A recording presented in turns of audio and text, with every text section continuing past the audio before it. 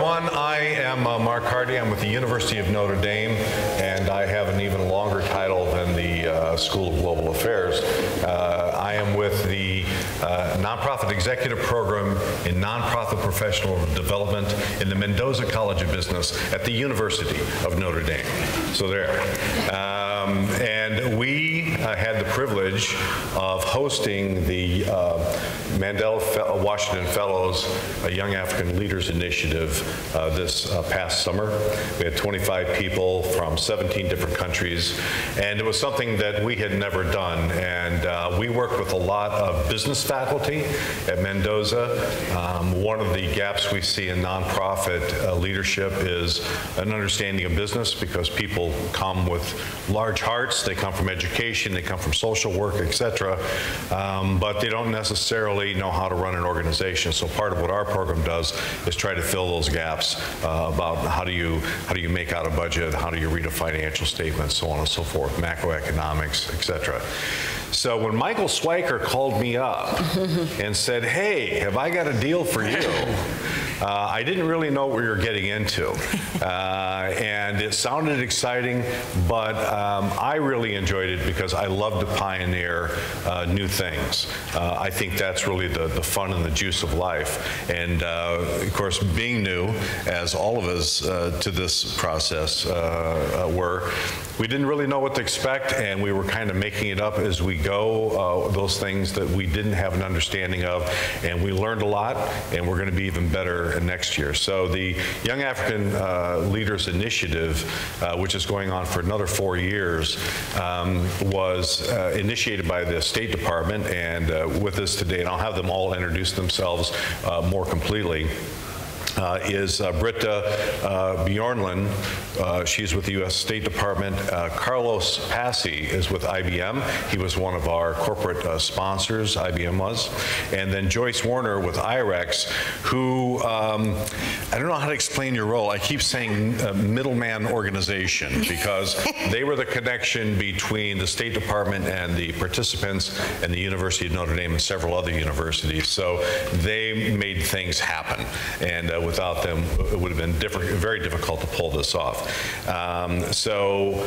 With that, I'm going to have them all introduce themselves briefly, and then I'll start off with a few questions. So I guess we'll start here and go on down. Great. So I'm the middleman. Middle woman. Middle woman, excuse me. So my name is Joyce Warner. I'm the Senior Vice President of IREX. And IREX is an international development organization. We work and have offices and staff all over the world. Broadly, we work in 2 large areas in education development, and that's all the way from primary school through higher education, leadership development, and also in citizen voice, and that's in developing advocacy organizations, local organizations, providing technology and access to information. And our role in the Mandela Washington Fellowship Program is a bit of a connector. And we are partnering both with the State Department and with the United States Agency for International Development and with a number of universities, 20, and with a number of corporations and foundations to bring all these resources to bear on developing an amazing set of leaders and connecting them and helping them grow and helping them really be, I think, what is President Obama's vision, the next heads of state, heads of industry and business, and heads of civic engagement in their countries. I'll just mention briefly, because you talked about the 4 of us this morning, some of us were talking about what partnerships look like, and there we talked about this square, right, of non-governmental organizations, of universities, of businesses, and of the government or policy community. We are not squares, but this is a very unique square, I think, to have these 4 types of partners working together on such a huge initiative. Carlos. Thank you. I'm Carlos Passi, and I work for IBM. I'm in finance, and my role is I'm an assistant corporate controller. Business transformation is my title, but I do get involved very much in talent development for the finance organization. That's how we got partnering with Notre Dame in around 2012 on a program that was really the precursor of YALI, and we're working with them. So in your definition, Joyce, we're at the back end, and with Notre Dame, what you connect us to the front end. Britta? I am Britta Bjornlund. I work at the Department of State. I'm the branch chief for the Study of the U.S. branch, which is in the Bureau of Academic Exchanges. I am involved in the program because my office oversees the Mandela Washington Fellowship, at least the portion that takes place in the United States, the institutes, the internships, and the presidential summit that took place with President Obama. We coordinate all the aspects of the government participation, different bureaus in the State Department, including the Africa Bureau, and meetings with the White House and USAID and many, many others. It's very much a whole of government approach. And we put out a request for proposals some time ago, and through that open competitive process, we found IREX, and so they're working through a grant from the U.S. Department of State. And so that's my role. Great. And a little bit deeper into YALI, actually we have some faculty members here who taught at YALI. I see Melissa Paulson back there. She taught them, and of course Kofi was deeply involved with us. And they might be better able to talk about the fellows than I. What we discovered about bringing these fellows over to Notre Dame was that even though a lot of them had business backgrounds, and some of them had bought and sold 2 or 3 companies by the time they came to us, one of them was only 21 years old and had already sold 3 companies. And in fact, it's a little anecdotal story. We got them all Notre Dame polo shirts, and we went to Chicago, and they had the Black Expo that weekend, and they had a big free concert. So a few of them went to the free concert, and as they were standing in line to get tickets, another Notre Dame alum was there and started talking to them because they had the Notre Dame shirts on. Next thing you know, they're telling them about the business. The guy takes them out to dinner and offers to invest in their business. So, you know, this is how these things kind of unfold when you bring people over for this kind of intensive program. But the people that we had there, even if they had businesses, they were very, very focused on creating a better life for the people back in their home countries. They were looking at business through the lens of how can I create a business to give people more jobs, to raise the standard of living. So it wasn't about how do I get wealthy. It was about how do I help my home country when I get back. Very dedicated, and they're not really graduate students. They're very accomplished professionals. So you have to treat them like peers. And we learned as much from them, I think, as they learned from us. We focused on leadership with the aspect of business and social entrepreneurship. We'll probably emphasize a little bit more leadership next year and a little bit less on the business side, because leadership is really what they need when they go back, and no matter what sector they're in. So with that, I have a few questions I'd like to ask our panel here. Britta, what do you think makes a good shared value partnership? Well, I think that what makes a good shared value partnership is everyone bringing their strengths to the table. And as Joyce mentioned, I think that is definitely what this program was all about.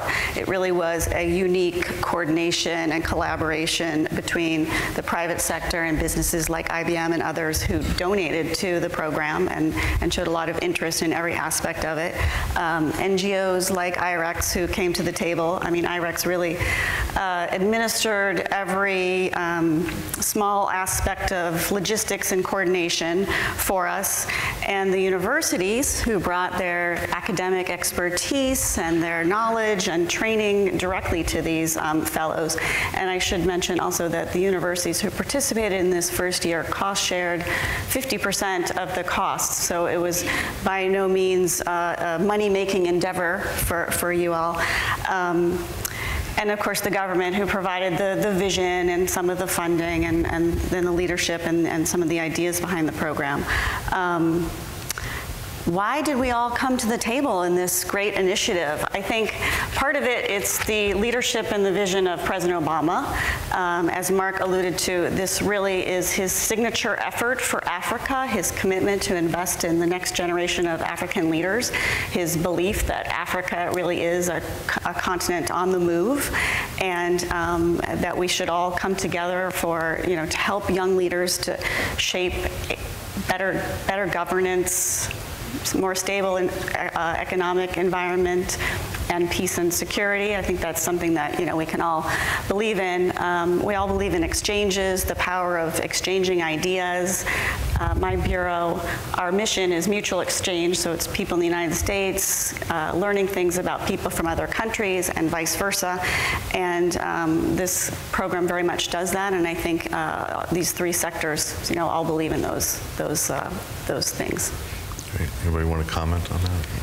Yeah, what I'd like to add is that what made it successful was really that we all had a shared interest, but it was beyond just a shared interest. It was a common set of values that really allowed us to come together around a set of outcomes that pretty quickly sort of translated in very crisp objectives, right? The time frame wasn't very long, but us bringing all those resources together and our skills, we were able to pull them and get it to work and deliver what, in my opinion, was great results in a relatively short amount of time. And IBM involvement went beyond financial. They actually brought in 5 or 6 instructors to actually do half-day sessions, sometimes full day, and they were very well received. They were excellent. And we also went to visit IBM in Chicago for some sessions. So it was beyond just the money. There was actually engagement there. Any other comments? No? Okay. So Joyce, what do you think, what unique resources can each of these partners bring to the table? Well, so it took a lot of unique resources, I would say, to bring this group together. I mean, what I should say is that this first group was 500 picked from 50,000 of really amazing people. So if you've heard me talk about the fellows before, as soon as you meet one, you say, wow, what have I been doing, right? Yes, this person sold 3 businesses by the time they're 21. They're also running for office, and they've started an NGO to help with girls' literacy. And you're like, okay, I got to get my act together. I felt like I was taking a nap all my life. Right. But I think the assets, I think what we're looking at is how can we support them before they come, while they're here, and when they go home. And we had a lot of generous support from a number of businesses like IBM, but the support was not only financial, there was a lot of assets-based support, so talent from their organizations. And we talked this morning, some of us, and I see this more and more, that I think for businesses, it's not just talent leading them to train, it's talent because it's motivational. As so many more folks in their companies are looking for this type of engagement outside of their day-to-day jobs. And so there's a lot of assets around talent and resources, and maybe established tools, whether they be in-kind things that they can offer, products that they develop, a new way of thinking. Our friends in the government, someone mentioned this morning about how they have the biggest footprint in real estate internationally, the U.S. government, between USAID and the State Department, and I think their ability to get into some of the networks to bring 50,000 people together around this initiative was really, really important for us, and also to help tap resources not only in those 2 agencies but across agencies, because there are pockets of people who could be very instrumental. And we actually did an expo of federal agencies to meet with the fellows so that they could understand from different federal agencies in the U.S. government where were areas to connect beyond what maybe they would have considered the traditional way to connect with the State Department. That's an asset that I think was brought. From our side, I think as an NGO, you said the middleman, we also view ourselves very often as a connector, connecting universities and business and policy community. But I think what we also brought was a deep understanding of working in Africa, of thinking about leadership development and young leaders, and helping to translate for some of our partners where we think folks needed to go. And from a mission mission point of view, IREX is an international development organization. So when we get involved in leadership or exchanges, we are looking where we can move the needle on development initiatives, and we're looking to develop leaders and institutions, and so it's always coming back to that framing for us. I think overall the sum is greater than the parts. If you look at all the assets that folks brought to bear, that really made a big difference. Absolutely. Either one of you want to add to that? And yes, well, first the comments from Joyce, right? It was a unique partnership where we all brought totally different skills to the table. Notre Dame brought this nurturing academic environment, tremendous amount of resources. IBM brought our knowledge of the industry, our growing presence in the continent, and some of our own skills. IREX was the connector, you could say. It's more like we leverage incredibly your network and your project management skills. For the government, it was resources and leadership, because the leadership really came from the government. And putting all those together, again, with the common outcome and this shared set of values, was a very effective combination and allowed us to deliver great results. And we're looking forward to the next chapter. It's great when when the vision of the program and the leader is the President of the United States. That I found in the State Department that really helped me to move paperwork much more quickly. So we really pulled something off and doing things in a tight time frame. Great. Carlos. Yes. This question's for you. So what are the intermediate and long-term benefits of your association as IBM with the program and the fellows? Well, if we start at the top, right, economic growth is good for us. But economic growth requires great ideas. It requires a strong ecosystem that is built around industries that allow innovation to sustain growth over time. But it's also dependent on access to talent. And access to talent is critical for all these to come together. And the greatest value that I see in the Mandela Fellowship is that the value that they're bringing in building this talent base.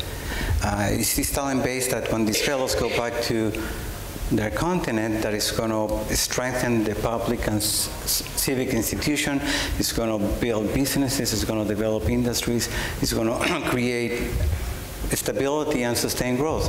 When that happens, then the communities benefit, the industry benefits, and all companies, both local and foreign, benefit from that economic growth. So it's seminal to the development and for our benefit of the communities and of the industry. Okay. Yeah. Anybody want to comment on that?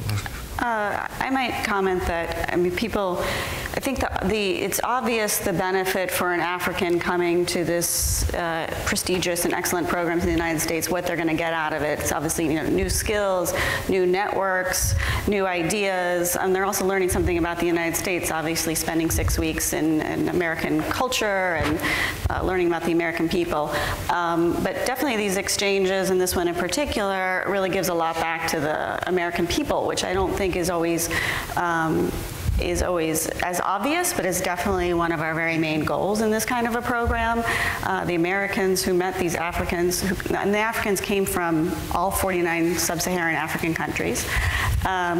So, many Americans have never traveled abroad. Many have never been to Africa. Certainly, I'm sure some of the countries that our Africans represented, the Americans that they met did not know anything about that. So to give them the chance to learn directly from Africans is a benefit for the State Department, because it benefits the people of the United States. And I think that is a big benefit that's not always as obvious. And of course, for the State Department also, in terms of foreign policy, building better and growing relationships with Africa, and I underscore the peace and security, a more peaceful and secure and economically developed Africa is good for all of us. And I would have to say, from Notre Dame's standpoint, that how it serves us and our interest is more related to mission. Certainly, Short term, this is a high-profile program because the president's stamp of approval is on it, and there are only 20 universities involved, so it's a fairly small club. So it is very prestigious to be a part of the program, and you don't get the opportunity to be involved in new initiatives like this very often because usually things are planned 2-3 years out ahead of time. So having the opportunity to do this was certainly a benefit to us in terms of just the excitement and learning new things in our area. I think long term for Notre Dame, there are a couple areas where the YALI program holds a special interest for us. Number one, Father Soren, who started Notre Dame back in the 1800s, said, "I want to build this university to be a force for good in the world." And that is absolutely keeping with the mission of Notre Dame. Mendoza College of Business, their mantra is business for good. And in our department, it's servant heart, business mind. So mission-wise, this program fits all of those objectives for us, short-term and long-term.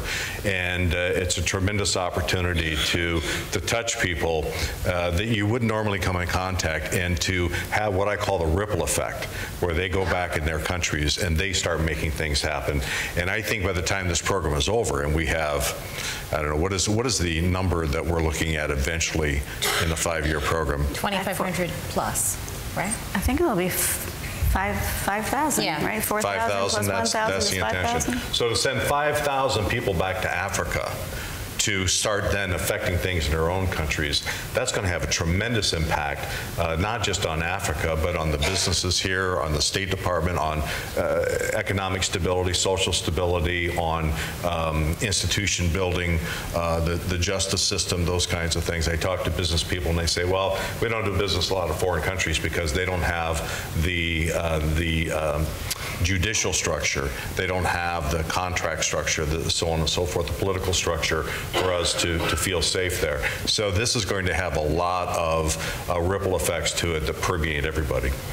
Mark, can I say one Sure. thing? Just to add in, so we're talking about the benefits and why we've gotten involved, but what I wanted to say is that there are still ways to get involved. And I've spoken with some of you already this morning, and I just want to toss a couple out, and then I'm going to ask two of my colleagues, Ann and Meredith, to just raise their hands so you can see them, and afterwards you're most welcome to also engage with them and follow up. And that is that what's unique about this program for someone who's done a lot of these types of programs is that you have thinking going on in design on both sides of the ocean, meaning we have a unique and very talented pool of people getting some really awesome leadership training that has a sectoral focus.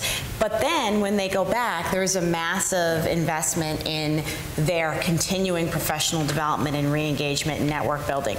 And so my colleague Chris is here. I'm calling from AID, and AID is partnering also with all of us here to really set up some intensive follow-on. So what does that include? It includes internships on the continent in a variety of organizations. It includes a structured mentorship program. It includes other ways, and we're developing them all the time, where there's a co-sponsorship of events, of activities where we can engage the fellows, and it links with the goals of the program, but it also links with, gets very closely together with an idea that the companies have or the nonprofit organizations had. We just did something interesting with Oracle along those lines.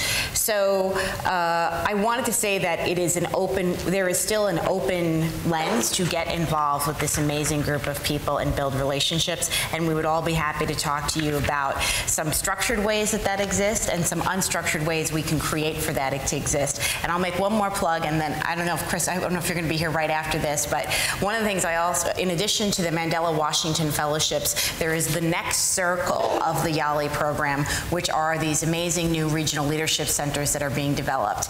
And some organizations are already involved in those, but there are ways to engage and develop partnerships there. And Chris from USAID can also help talk about that, or we can also connect you with folks in his office who can talk about how to do that.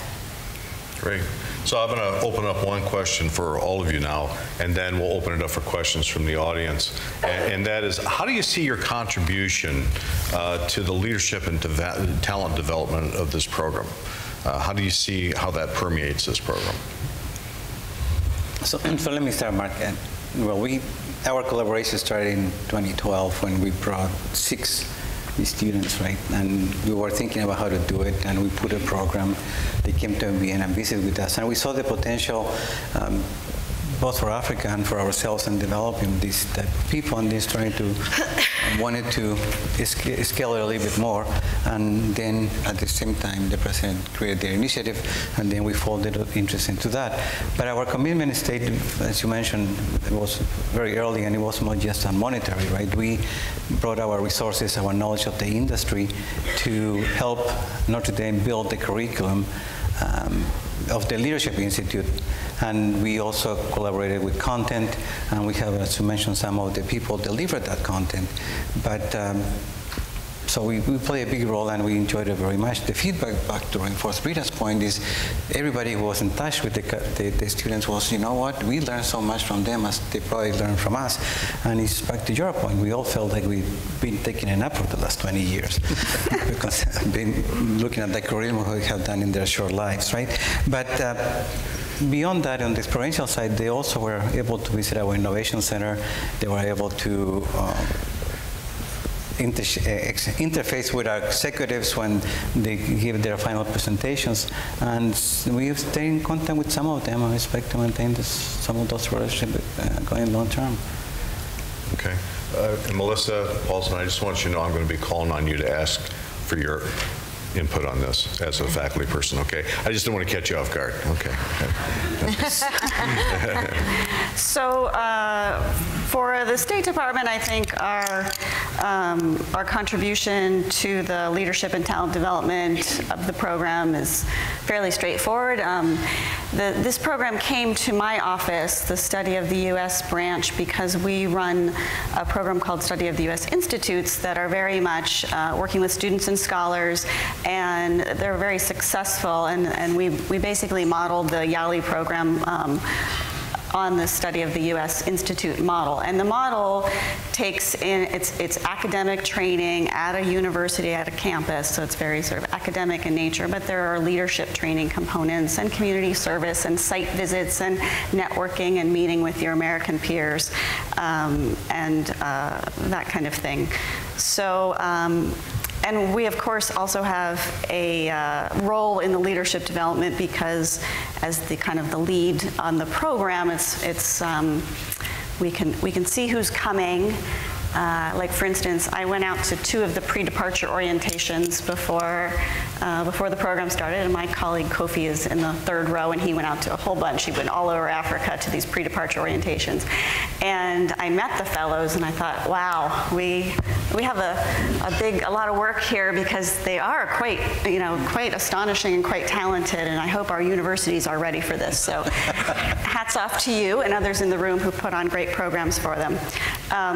But we have the luxury of being able to come back from those trips and other meetings and tweaking and changing the program together with IREX, making changes to the leadership component, but to the other components of the program, so that it can really answer to the need of Africa and to the leaders there.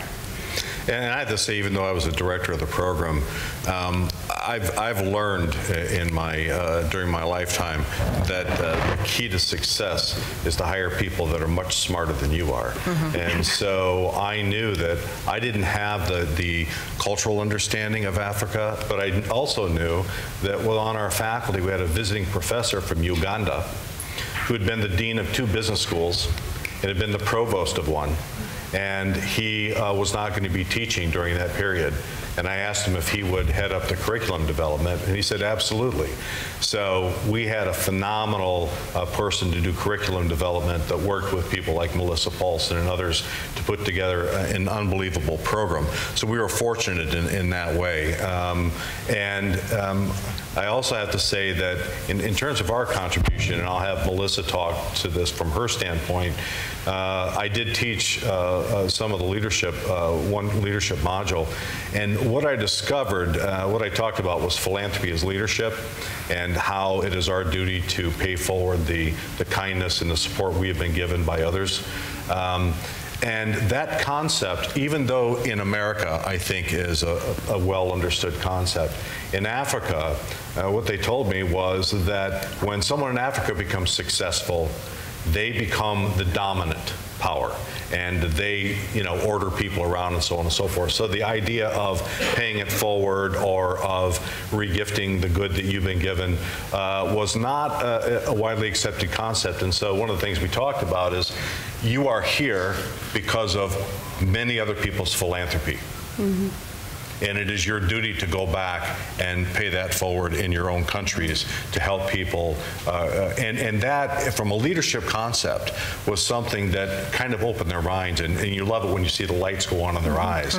So I think if we made any contribution, at least from my involvement, that was part of it. But Melissa, can you comment on that as an instructor? Because Melissa spent a lot of time with them.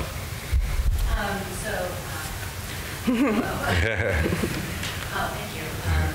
So I have to say that I did have the same experience that these folks shared, and that the tremendous talent in the room of people that I felt privileged to actually be working with them. And as Marc said, they had started many of their businesses on their own. That when we talk about entrepreneurship, we talk about passion, that fire in the belly, and you know, and I specifically focus on social entrepreneurship, although I talked about traditional entrepreneurship as well. But they are already socially minded, socially inherent, because they want to employ people, they want to work within their communities, extend entrepreneurship well beyond their communities. So it was a very good 6 weeks together, and again, the other part about listening to their stories about starting a maternal village or a maternal hospital in a village where right now they're being afflicted with Ebola. That's a very difficult thing to hear now when we talked so much about their needing money just to do what they were doing, and we talked about some income generating opportunities to try to assist them, and now they're afflicted with Ebola. The one thing that I would say that I wish we could have done, and maybe this is something to think about going forward, is that our students, our Notre Dame students, didn't really have the opportunity to interact with these young African leaders. And I think that is a tremendous opportunity potentially going forward. I was also teaching Summer Scholars, which is a pre-college program, and I had several of the participants come into that class to speak to them, and the young people were completely blown away by what these Africans had accomplished. And I think, as you know, you said earlier, if we can create that opportunity for exchange and for really understanding that, I think some Americans have a predisposed kind of thought about what Africa is, and we need to kind of break that down and make sure that people understand they're very accomplished people, and that there are opportunities to do business together. So thank you. Great. Thank you, Melissa. Did you want to comment? The only thing I was going to say is I think one of the things that we're bringing, because of the type of organization we are, is we're also trying to constantly be staying in touch and re-putting the voice of those 500 back into the design, not only for this year, but for going forward to support them and immediately put them in a leadership role. So this week, in fact, they had an election, and they picked we put Africa in 3 regions because there's 500, East, West, and South. But they had an election, and they picked, and I think there were like 300 who wanted to be picked. But they put up platforms, and they voted, and they picked 10 in each region to be their voices, to be their representatives, congressional representatives, if you will, within the program, and to go out and solicit the feedback of their peers to help inform the program that's continuing to support them, and also to help us get ideas for the future on how best to support them. Because we feel it's very important when we talked about that square, I don't know, maybe it's a pentagon, because I think one of the things we always have to keep in mind is the beneficiaries or the participants or who we're trying to help, and make sure they have a really equal voice in everything that's going on to support them, because otherwise you could go off in a direction that's not really in their best interest. Great, thank you. So we have about I guess about 25 minutes for questions. So I'm going to open it up for the floor. Yes.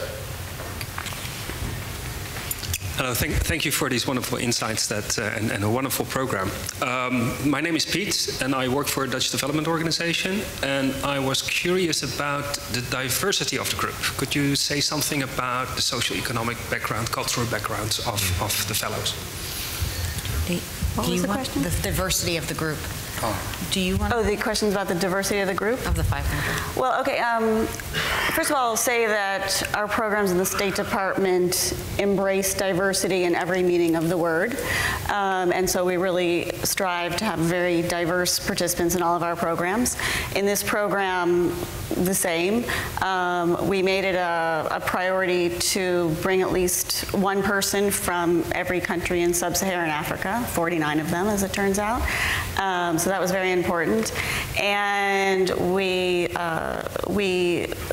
chose to go ahead and bring 50% women and 50% men, even though of our 49,503 applications, they were more heavily skewed towards male applicants, as you might expect. And then every other type of diversity that you can think of in terms of ethnicity and religion and disability. Yeah, and yeah, the disability. We also had, I think, 16 fellows who had self-identified as being people with disabilities in the program, and we worked together with IREX to really give them the accommodations that they needed to take part, you know, as any participant would, and they were extremely appreciative of that. We had fellows who were quadriplegic, we had 2 deaf fellows, 2 blind fellows, and I think that was a very touching moment for many of us to see them. They all got together at the summit and talked about their journey so far, and they were thinking about how far they'd come here and what they would do when they went home. So we're very proud of that as well, that we're able to include people with disabilities and hoping to do similarly in the next round. Did I miss anything, Joyce? Just one more thing. I mean, I don't think we judged anyone on socioeconomic, more on their personal leadership skill, but what I will say is that we recruited widely across countries, and so we had folks from rural areas. We did not just take the elite from the capital by any means. And as Britta and I know, we spent 2 days after all the committees reviewed everything with lots of Post-it notes, trying to balance as much as we could, excuse me, a bug, as much as we could to have the most diverse group possible. Yeah, and I was one of the graders on the applications, one of the evaluators, and it was really interesting to see the diversity that came through. And of course, the criteria was being able to speak English well, because it is challenging without, you know, even if you do speak English well, because of the curriculum. But the 2 things that I saw that were interesting was they almost all, and of course, this was in Cameroon. That I read from. Almost all of them said the 2 biggest problems that were facing their countries were underemployment or unemployment and corruption. And I talked to other people who had done other evaluations, and they said that it was the same thing. So there's this huge need for them to address those major issues. Yeah. And I would just say that formed a very large, one of the things that happened, many of you may know, that the Young African Leaders Initiative Summit was just prior to the African Heads of State African Leaders Summit, right? And so a subgroup of us worked on the first one and a little bit on the second one, and one thing that the fellows did with the help of their universities is facilitate a conversation about what is the voice of this group to communicate to their heads of state. And the White House delivered a communique to the heads of state, and I can tell you that those issues came up as some very real issues that needed to be addressed. Supporting broader vocational education, supporting more areas for collaboration and peace and security, and investing more in youth. And I had to tell you, one of our fellows, Takunda, was chosen to interview the President of the United States. Yes. Did you see that? Yeah, it was wonderful. Well, he wasn't easy on him. Yeah, I know. I mean, he was tough. He was 21 years old. he was the guy who had bought and sold 3 companies already. And he was very incisive. He didn't back off. He asked some hard questions, and the president made a comment about that. And so these are really very intelligent, very, he was not intimidated by the president of the United States. It was a very interesting interview. The other comment I'll make from observing the 25 that are related to, their interests were so diverse too, from education, technology, health, social. It was incredible. It was an incredible mix of not only of talent, but also of interest. But I have the experience to witness. Yes. Hi, I'd like to address my question to Carlos, although anyone's welcome to comment. At the beginning, you talked about the shared values that created the square. I'd like you to talk about, from a public corporation perspective, sort of what the ROI, what's in it for IBM, and and by that I mean, is it philanthropy, is it economic development, is it social responsibility, and where did the stakeholders, the sponsors, come from in IBM, and sort of why are you doing this? That is a very, very good question, right? And let me start with what the stakeholders within IBM, because when the idea came about, the original one was just ourselves in finance trying to develop talent to take him to Africa, develop our own talent, sort of a selfish point of view that says, I need talent that can go back to the continent. But when the aperture expanded, then I started to get the collaboration of our social responsibility group, of our education and training group, because the purpose become wider. And you said in many ways, our interest is around how do we develop the continent, because economic growth in the continent benefits IBM in the long term. But it's also developing the talent there. It allows them to grow within the continent ourselves. So it's twofold, right? It's philanthropic. We want the continent to be better because it's good not just for the communities, but also for IBM and for business. But we also want to develop talent because we also need talent in the continent.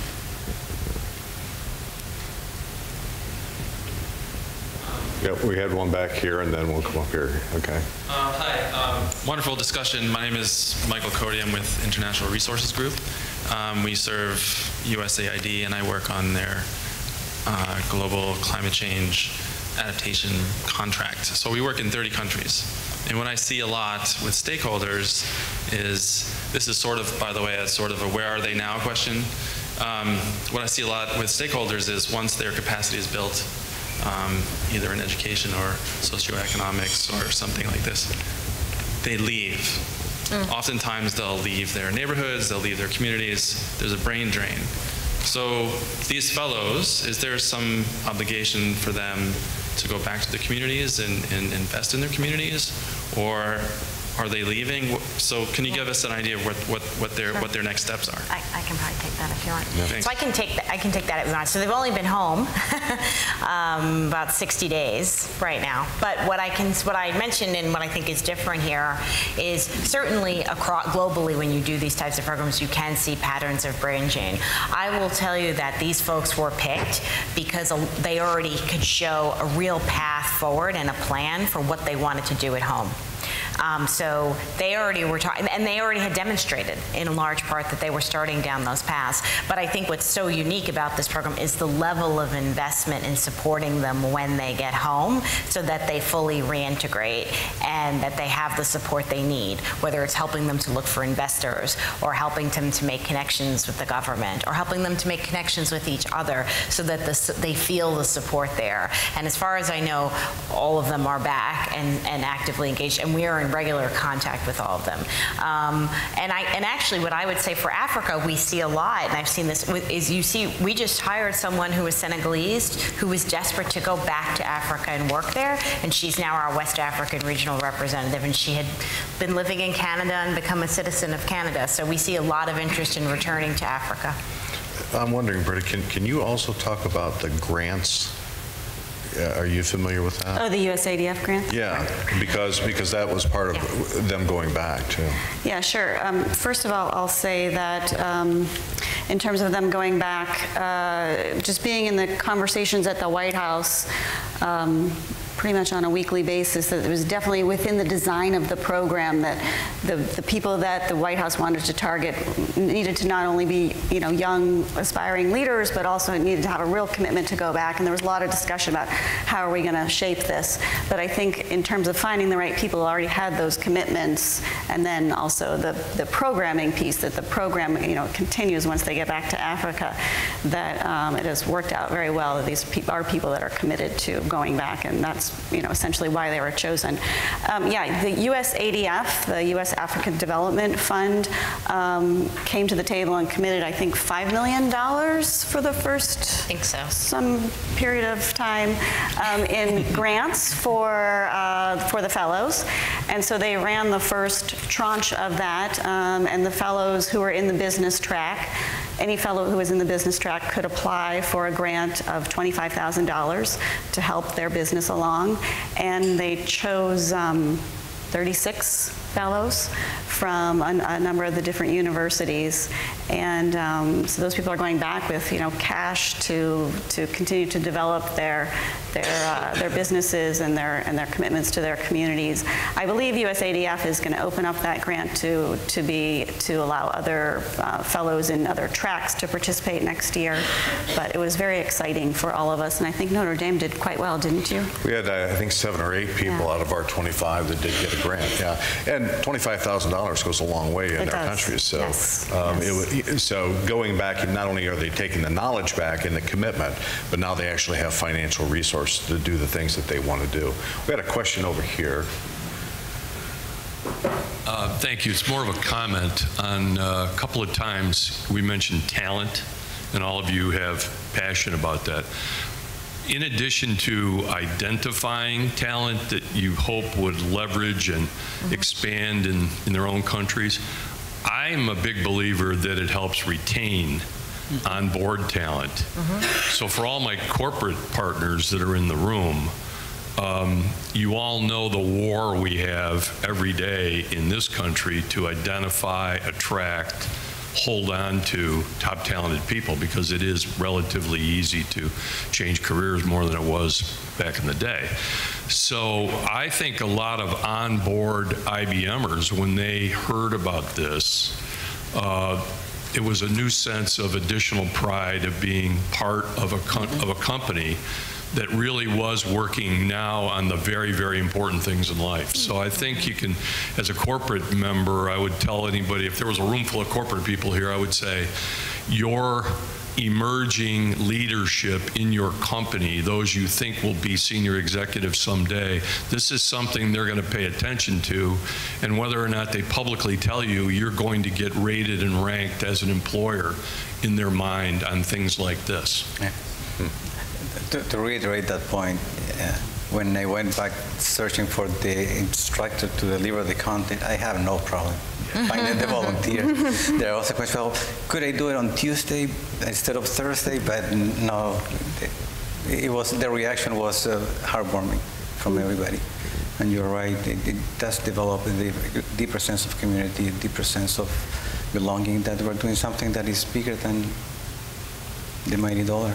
And to add, and Joyce knows this very well, but we had 20 universities taking part, and it was not an easy endeavor. It was very fast-paced. The time frame was very short. Universities had to, as I mentioned, cost share 50% of the costs. Yet we had, many, many more universities calling us, wanting to be part of the initiative, which will be good because in 2016 we're expanding to 1,000 leaders. But so definitely this is something that universities as well are just very, very interested in taking part in. And I have to say, as a university, it takes, it's not just a few people. We had a team of, where we had a large team of 15, which included development and IGD and many other areas. And we had a core team of about 6 or 7 people. Joya Helmuth was one of those. If it hadn't been for Joya, I'd have lost my mind, I think. And Michael Swiker was on the bigger committee, kind of the oversight committee. And so it takes a lot of financial resources, but also a lot of commitment from people in the university. And it is a 6-week intense course, and it it is, well, actually 7 when you count the conference that you go to. But the rewards are just unbelievable in terms of all the things we've talked about. We have another question here.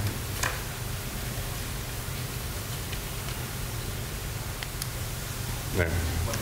Sure. I'm sure you asked for feedback from the students. I'm just curious what they said worked and didn't work. Or not the fellows, I mean. The fellows? Well, so we are collecting a lot of feedback. So what I should say is we collected a lot of data. We have not analyzed every piece of it yet because they really just went home. I know we look relaxed, but they really, in our minds, they really just went home. And I think one of the things, and you alluded to it a little bit, Mark, that we saw was that we were definitely this first year thinking, what's the ratio between the technical content of business or public management and the overall like executive leadership lens or frame? And I think most campuses, and I think we also felt that we could tilt more towards the leadership side a little bit, partially because it's only 6 weeks and we're not going to cram a whole MBA in 6 weeks, but partially because we're trying to give them the skills, and the leadership skills are so important for the changes they want to make. And so we want to infuse it. So it's kind of leadership through a lens of one of these tracks, but not a purely academic program. Yeah, and from an academic institution standpoint, I mean, I do executive education all the time, put these programs together. The longest one I've ever done is 10 days. And so we're talking 6 weeks, and not just, 10 days is usually during the week, and then they're off on the weekends. But in this program, on the weekends are cultural engagements. So we took them to Chicago to the Cubs game. We took them, and it was funny. And here's something we learned: if you're going to take them to the Cubs game, teach them how to play the game first, because they had no idea what was going on. Okay, it'd be like I was watching cricket, I think. So, it's one of those things that you live and learn. And but taking them to cultural events, we had them engage with families in the community, having dinners with them. We had some Muslim participants, so they were going to prayer on Friday. And of course, one of the challenging things is that's the month of Ramadan. Happens during the same period, and so there are special accommodations because they don't eat during the day. So you have to figure out how does that work then in the evening. And so all of these things we kind of learned along the way. We're much better prepared this time. I think one of the comments I got back within about 3 or 4 days was, "This has been life-changing." 3 days into the program. Okay, they were so blown away by what we offered them that they had already realized that their whole view of things had changed, and so by the end of the program, there was some pretty profound. Not just changes in the way they think about business, but the way they think about each other. We have to remember, these people are from, like in our case, 17 different countries. All of them, some of these countries have cultures that clash, right? There are belief systems that they may not be held in one that are held in another. And so what I think it helped, beyond everything else, it helped to create understanding between these cultures of the fact that these people are not as bad as what I thought they were. That these people, now I understand where they're coming from. And by the time we were done, they were a family. Of all the 17 countries, there were tears, there were friendships that were created that will be long-term friendships. So I think for us, those are some of the takeaways, in addition to the academic insights that we gave them. Just to add to that, it really is kind of a side benefit of this program is the Africans getting to know the other 24, 17 of whom are from countries other than their own. They really were, I think, so surprised and energized by that, meeting people from other countries in Africa that they had never met before.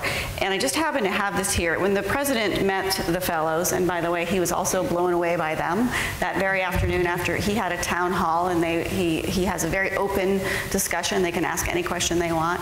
And that afternoon, he was back at the White House, and my boss was there for another meeting, and she ran into him, and apparently he told her that, he had the greatest time ever, and he was so impressed with the program and with the fellows. So it's not just the four of us that were so impressed with them. During his speech, during his opening comments with the fellows, he quoted a few of them and things they'd been doing, and he quoted an article that one of them,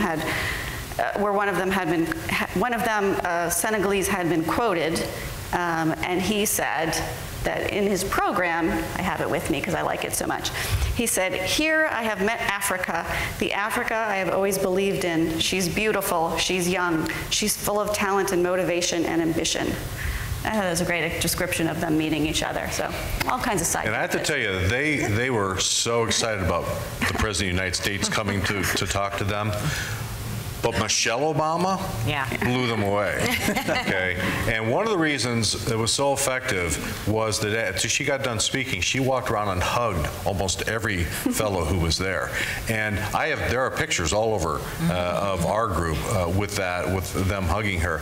And that moment for them it wasn't just that she was the First Lady or he was the President of the United States. It was that they were African Americans who were the leaders of the free world. And that in itself was an inspiring thing for them.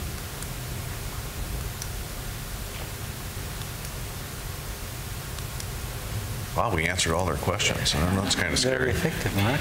Any other comments you'd like to make? We got about 3 minutes here. Just we encourage you, from my side, I would say we encourage those that are here that would like to get involved to be in touch so that we can maybe find a way to put your assets to work in this really important part of the world and with really amazing people that will really touch you. Absolutely. And the application in Africa is open now, so if you have connections over there, tell them to get to their computers and apply at yali.state.gov. My understanding is we have already like 29,000 people who have started the application. Who have started the application, yeah, but we need them to finish them and send them on. Although it's just like a term paper, it's the night before. Yeah. Another quote that we heard a lot during the summit is Nelson Mandela, who said, everything seems impossible until it is done. And I thought maybe that's the way the fellows are feeling about this application.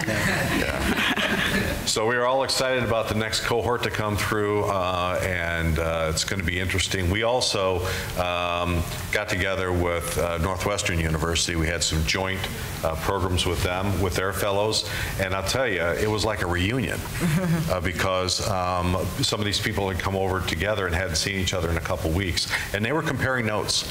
So as institutions, we have to be on our toes because they're going, oh, well, we got to do this. Oh, well, we got to do this. So we're very cognizant of that, but it's really heartwarming to see how close they were when they were able to come back together. And I hope the same thing happens when they go back to Africa, that they have that kind of camaraderie and that shared experience.